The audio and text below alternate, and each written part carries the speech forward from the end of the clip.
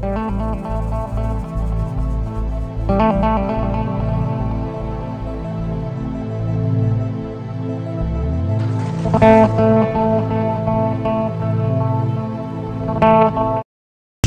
bienvenue à 40 jours de discipulat. Donc aujourd'hui, nous sommes au deuxième jour de nos 40 jours de discipulat et les bonnes choses vont enfin commencer. Aujourd'hui, nous parlons sur le discipulat. Le discipulat, oui. Quand vous lisez dans Matthieu 28, à partir du verset 19 au verset 20, la Bible dit « Allez, faites de toutes les nations des disciples, les baptisant au nom du Père, du Fils et du Saint-Esprit, et enseignez-leur à observer tout ce que je vous ai prescrit. Et voici, je suis avec vous jusqu'à la fin du monde. » Donc ce verset, c'est ce que nous appelons la Grande Commission. Et vous voyez, la Grande Commission, cette Grande Commission-là a deux phases. Il y a la première phase que nous appelons « aller » et la deuxième phase où nous appelons « faites ». Le « aller », c'est la partie évangélisation. Nous devons évangéliser, n'est-ce pas? Et la deuxième partie, c'est la partie faite. C'est la partie que nous appelons le discipulat. Et vous remarquerez que la deuxième partie dépend de la première partie et la première partie aussi dépend de la deuxième. Si le deuxième est mal fait, alors la première partie n'aurait pas raison d'être. Alléluia. Donc, quand nous parlons de la Grande Commission, le plus grand travail se trouve au niveau du discipulat. Et aujourd'hui, nous allons parler justement de cela, du discipulat. Alors, qu'est-ce que le discipulat? Qu'est-ce que le discipulat? Le discipulat, c'est suivre un croyant jusqu'à ce qu'il atteigne la maturité et la stature de Christ par l'enseignement de la doctrine de Christ. Donc, le discipulat, c'est au fait l'art de prendre quelqu'un et de lui enseigner la doctrine de Christ avec l'objectif, avec l'intention de le voir transformer, devenir comme Christ et atteindre la maturité, la stature de Christ. Et c'est aussi une plateforme d'équipement pour le chrétien. Dans Éphésiens 4, à partir du verset 11, la Bible dit « Il a donné les uns comme apôtres, prophètes, docteurs, évangélistes, pasteurs, pour le perfectionnement des saints, en vue de l'œuvre du ministère. » Est-ce que vous voyez? Donc, les 5 ministères travaillent pour le perfectionnement des saints en vue de l'œuvre du ministère. Donc, chaque saint a un ministère à accomplir. Et la plateforme qui nous permet de perfectionner les saints, de les équiper pour qu'ils puissent accomplir convenablement le ministère auquel ils sont appelés, c'est ça que nous appelons aussi le discipulat. Et je profite pour dire ceci, le discipulat a plusieurs niveaux. Oui, le discipulat a plusieurs niveaux. Le niveau auquel tu es actuellement dans ton expérience chrétienne va déterminer le type de discipulat que tu dois suivre. Il y a le niveau de discipulat pour les nouveaux-nés. Il y a le niveau de discipulat pour ceux-là qui sont un peu plus matures, ceux qui doivent passer de l'étape homme charnel à homme spirituel. Et il y a aussi ce niveau de discipulat pour ceux qui sont pasteurs et autres. Donc le discipulat, c'est en fonction du niveau auquel tu es dans ton expérience chrétienne. Et pour vous dire ceci, cette expérience du discipulat ne finit pas quand nous sommes sur cette terre. Oui, elle continue. Jésus nous enseigne chaque jour, chaque jour. Et pour finir, je dirais ceci, que le discipulat est tout simplement le système par lequel nous faisons des disciples pour le Seigneur. Oui, Jésus dit, faites de toutes les nations des disciples. Comment est-ce que nous faisons des disciples? C'est par le discipulat. Et la Bible dit qu'un disciple accompli sera comme son maître. Et voilà la raison pour laquelle nous devons impérativement nous tourner vers le discipulat. Alors, quand vous commencez, vous suivez le discipulat, quel est le résultat que nous devons voir dans votre vie? Oui, quel est le résultat que nous devons voir dans votre vie? Il y a spécialement 3 résultats que j'ai notés, que nous voyons dans la vie des apôtres qui ont suivi le discipulat au pied du Seigneur Jésus-Christ. Trois résultats que nous voyons dans leur vie. Et premièrement, le premier résultat qui sort du disciple-là, c'est la transformation. La transformation, oui. Parce que, vous savez, la transformation se présente au fait comme étant la condition, c'est-à-dire la condition dans laquelle nous nous tenons pour être utiles au Seigneur. Vous savez, le Seigneur nous reçoit tel que nous sommes, mais pour que nous soyons utiles, il nous transforme. C'est comme par exemple Pierre. Pierre a été reçu comme un pécheur, mais Pierre est devenu apôtre. Saul était meurtrier, mais il est devenu l'apôtre Paul. Ainsi de suite. Il y avait cette femme, la Marie de Magdala, celle qui avait les 7 démons là. Elle était prostituée, mais après, elle est devenue celle qui a oint les pieds de Jésus avec ses larmes. Celle qui a vu Jésus-Christ après qu'il soit ressuscité.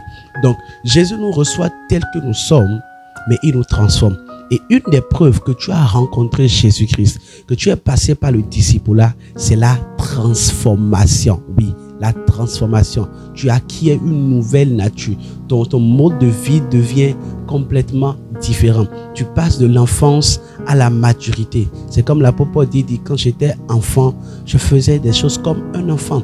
Mais quand j'ai grandi maintenant, j'ai abandonné tout ce qui est de l'enfant. Et c'est ça la puissance du disciple-là. Le disciple-là amène dans votre vie ce que nous appelons la transformation. Et quand vous êtes transformé, vous êtes utile pour le royaume, utile pour le Seigneur.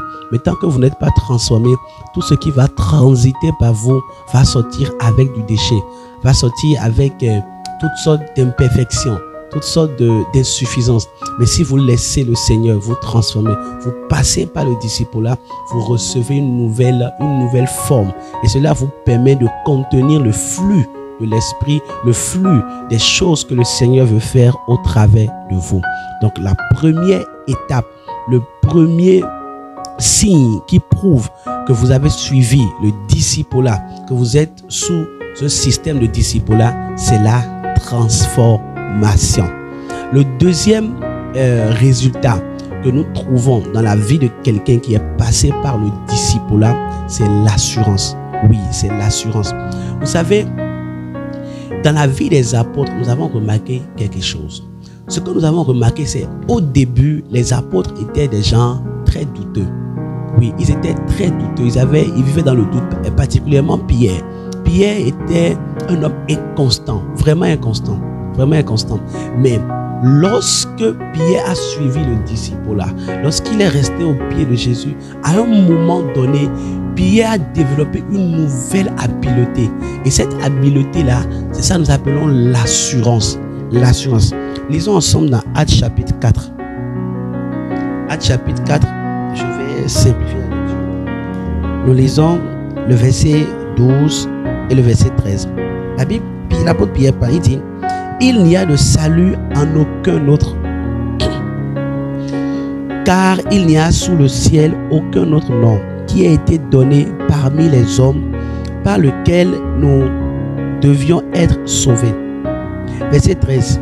Lorsqu'ils virent l'assurance de Pierre et de Jean, est-ce que vous voyez ça? Il dit, lorsqu'ils virent l'assurance de Pierre et de Jean, ils furent étonnés. C'est ça en fait, ils furent étonnés. Donc quand vous passez par le disciple-là, vous développez de l'assurance. Ils furent étonnés, pourquoi? Sachant que c'était des hommes du peuple sans instruction. Ah, des hommes du peuple sans instruction. Ah, vous voyez ce que le disciple-là peut faire de quelqu'un? Un homme sans instruction, mais qui est capable de démontrer Jésus-Christ, qui est capable de témoigner de Jésus-Christ sans avoir peur. Il était devant le Sanhédrin. Non, asseyons-nous un moment réfléchissant. Il était devant le Sanhédrin. Des gens qui connaissaient parfaitement les Écritures. Des gens qui étaient illuminés. Des gens qui avaient étudié la Torah. Ils connaissent, ils comprennent les Écritures. Et Pierre, un pécheur, un homme qui n'a pas été instruit dedans, il vient se tenir devant eux et il leur explique, il leur fait la théologie. Écoutez, et il le démontre avec une certaine assurance. Et eux, ils l'ont remarqué. Quelqu'un qui maîtrise le sujet. Et c'est ça ce que le disciple a créé en nous. Nous développons une assurance. Nous témoignons de Jésus-Christ avec assurance. Les gens étaient étonnés de l'assurance.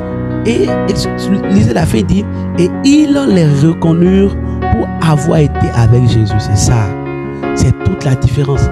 La différence entre le Pierre de maintenant et le Pierre qui était au début, c'est parce qu'il a été avec Jésus-Christ. Il a été au pied de Jésus-Christ. Il a été enseigné par Jésus-Christ.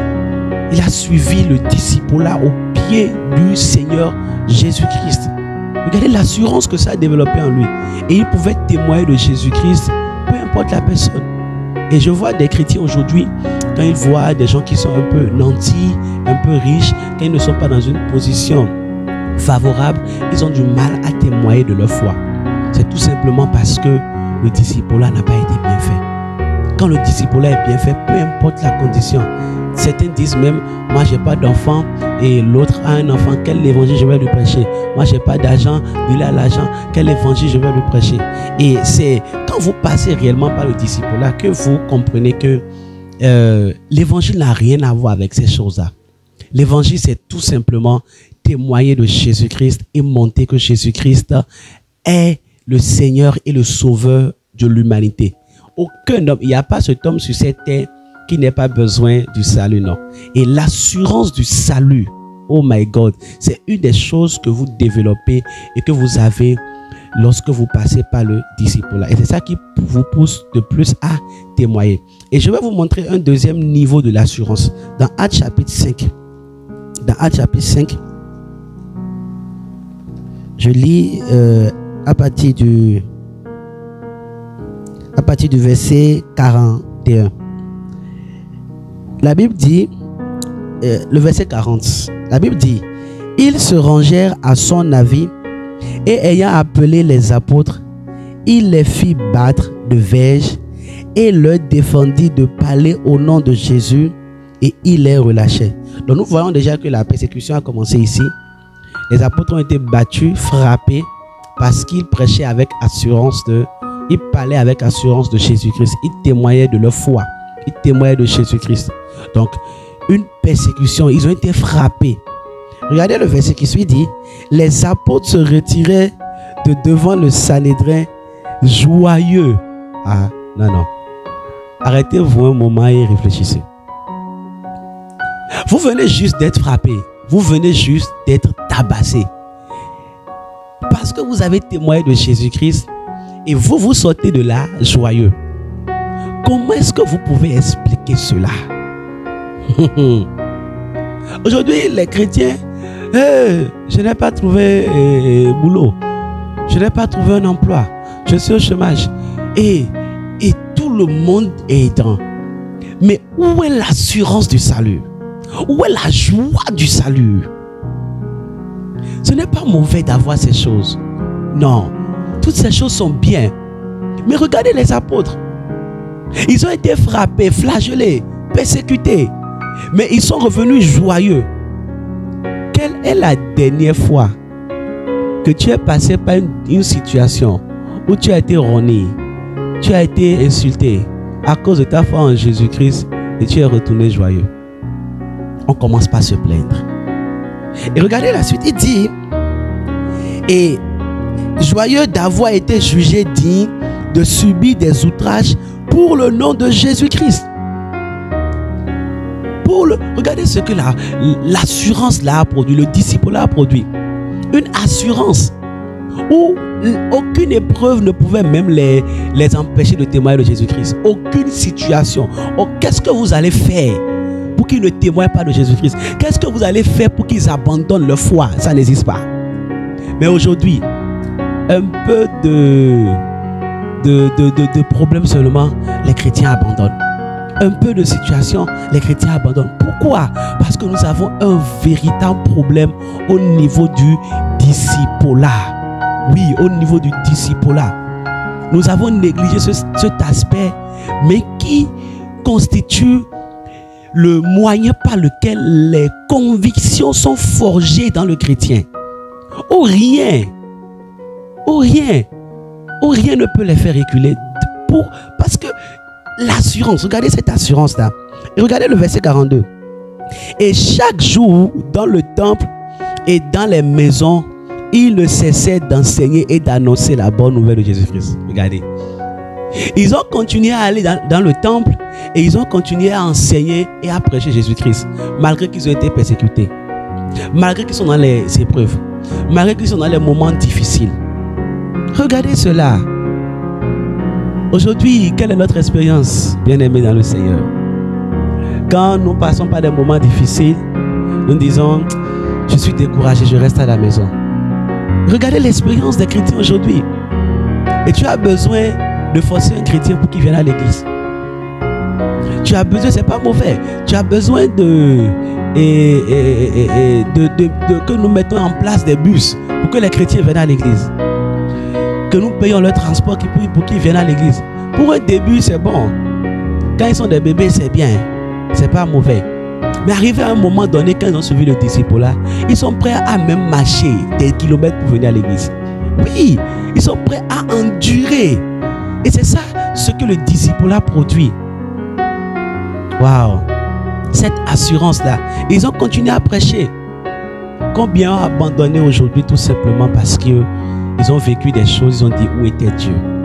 Non. L'assurance que produit le disciple-là. Et voilà la deuxième chose que nous gagnons quand nous passons par l'étape du disciple-là, l'assurance. Et je vais continuer le troisième résultat que nous avons remarqué dans la vie des apôtres à cause du disciple-là, c'est la liberté. Oui, la liberté. Et qu'est-ce que je mets dans la liberté? Lisons ensemble dans 2 Corinthiens. Lisons ensemble dans 2 Corinthiens. 2 Corinthiens 3. 2 Corinthiens 3. Lisons ensemble le verset 16. Le verset 17, je pense, oui, le verset 17. Il dit, or, le Seigneur, c'est l'Esprit. Et là où est l'Esprit du Seigneur, là est la liberté. Écoutez, la liberté en Jésus-Christ, c'est être conduit par le Saint-Esprit. Oui. La liberté. Vous savez, Jésus-Christ, dans son système de disciple-là, en enseignant les chrétiens, il les a amenés à un niveau où ils ont commencé à dépendre de l'Esprit de Dieu. Où les apôtres dépendaient uniquement du Saint-Esprit. Et c'est ça la liberté que nous atteignons dans le disciple-là. Dans le disciple-là, vous ne dépendez plus de votre pasteur. Vous ne dépendez plus de votre prophète. Pasteur ne m'a pas visité. Prophète n'a pas demandé d'après moi. Pasteur n'a pas demandé d'après moi. Hey, non. Ah, et qu'est-ce que je dois faire? Pasteur, il y a un malade ici. Non. Vous devenez dépendant du Saint-Esprit. Et c'est ça la liberté. La liberté que nous atteignons quand nous sommes en Jésus-Christ, quand nous suivons le disciple-là, c'est que nous devenons dépendants du Saint-Esprit. Et c'est le troisième résultat que nous avons vu dans la vie des disciples. Ils étaient devenus dépendants du Saint-Esprit. Une totale dépendance de l'Esprit de Dieu. Vous ne prenez plus les décisions de vous-même. Vous prenez les décisions en consultant le Saint-Esprit. Vous prenez les décisions en accord avec l'Esprit du Seigneur. Et quand vous dites dans Actes 15, verset 28, la Bible dit, il a paru bon au Saint-Esprit et à nous. Est-ce que vous voyez ça? Est-ce que vous voyez la synchronisation, l'harmonie? Il a paru bon au Saint-Esprit et à nous. Donc, ce qui plaît au Saint-Esprit nous plaît aussi. Donc, Jésus-Christ les a enseignés. Jésus-Christ est parti. Mais ils ont continué dans les pas de Jésus-Christ à cause de quoi? Du Saint-Esprit. C'est pourquoi les disciples ont eu les résultats qu'ils ont eus. Et c'est ça la vraie liberté. Alors, voilà les 3 résultats que nous retrouvons dans la vie de quelqu'un qui est passé par le disciple-là. Numéro 1, la transformation. Numéro 2, l'assurance. Et numéro 3, la liberté, qui n'est rien d'autre que dépendent du Saint-Esprit. Alors, dites-moi, est-ce que le discipulat est important de nos jours? Est-ce que le discipulat doit être remis, c'est-à-dire, est-ce qu'on doit remettre l'accent sur le discipulat aujourd'hui? Et c'est pourquoi nous avons commencé ces 40 jours pour ramener les choses à niveau. Alors, dites-moi dans les commentaires ce que vous avez retenu de cette vidéo et partagez, aimez la page pour que YouTube puisse recommander à d'autres personnes. Que le Seigneur vous bénisse et à demain pour la suite. Shalom.